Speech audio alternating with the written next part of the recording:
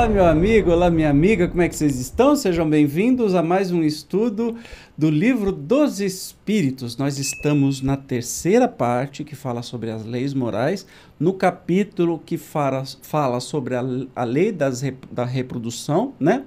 E hoje nós vamos falar, os Espíritos vai falar pra gente sobre casamento e celibato. Vamos então, sem demora, saber quais são as dúvidas aqui sobre casamento e celibato. 695, será contrário à lei da natureza o casamento, isto é, a união permanente de dois seres? É um progresso na marcha da humanidade. Olha que legal, mas lembre-se que nós estamos falando da escolha de continuar junto, né, do casamento. Então é um progresso na marcha da humanidade, já que a gente vem de tempos que não existia nem simbolismo, nem se ficava junto, enfim.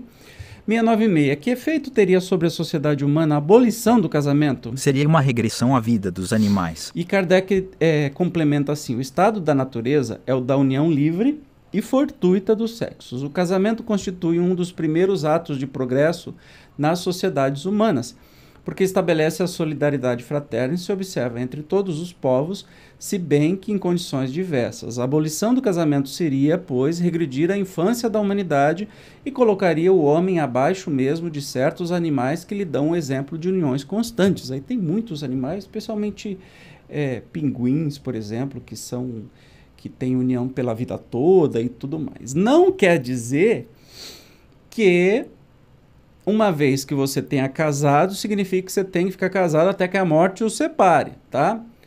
Há respostas sobre isso também, mais para trás no Livro dos Espíritos, que diz assim, olha, Deus nos obriga a conviver com uma pessoa que a gente não queira? Não. Não há essa imposição para absolutamente ninguém. Portanto, as leis terrenas se adequaram, mas na época de Kardec não tinha nem lei de divórcio, para você ter uma ideia como é que era. As pessoas não podiam se separar. Loucura, né? 697. Está na lei da natureza ou somente na lei humana a indissolubilidade absoluta do casamento? Olha lá. É uma lei humana muito contrária à da natureza, mas os homens podem modificar suas leis, só as da natureza são imutáveis. Kardec era demais, meu Deus do céu. Numa época em que para a Igreja Católica era abominação, era anátema, era excomungar, você querer se separar, ele pergunta, é da lei da natureza o casamento? Quer dizer, indissolubilidade absoluta? Ou seja, que o casamento não termine nunca?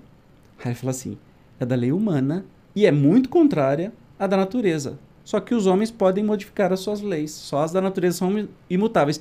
Bingo! O que o homem fez? A sociedade mudou. Agora você casa e descasa quantas vezes você quiser e tá tudo bem. Entende? Agora sobre o celibato, né? 698. O celibato voluntário representa um estado de perfeição meritório aos olhos de Deus? Não, e os que assim vivem, por egoísmo, desagradam a Deus e enganam o mundo. Jesus misericórdia. Prestou essa atenção? Vou repetir. Se o celibato é um estado de perfeição, de merecimento das pessoas. Não! E os que assim vivem por egoísmo desagradam a Deus e enganam o mundo. Por que enganam o mundo? Porque, gente, desculpa, sexo é necessidade básica, como é de respirar, como é de comer, como é de se relacionar em sociedade. Ah, tem gente que passa sem sexo a vida inteira? Pode até ter, mas assim, é algo contrário à natureza. Entende? E os espíritos são muito claros. E não enganam ninguém. Os celibatários não enganam. Estão enganando o mundo e faz Deus triste. Olha que tapa na cara. Especialmente da época na Igreja Católica, que até hoje não admite que padres, freiras casem. Qual é o problema? Nenhum. Mas, né? Os espíritos são muito claros sobre isso. 699. Da parte de certas pessoas, o celibato não será um sacrifício que fazem com o fim de se votarem de modo mais completo ao serviço da humanidade? Isso é muito diferente. Eu disse por egoísmo. Todo sacrifício pessoal é meritório, quando feito para o bem. Quanto maior o sacrifício, tanto maior o mérito. Epa, pera lá. Então,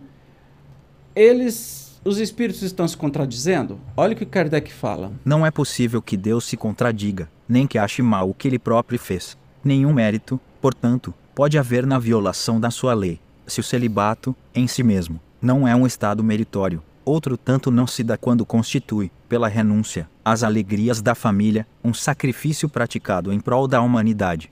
Todo sacrifício pessoal, tendo em vista o bem sem qualquer ideia egoísta, eleva o homem acima da sua condição material.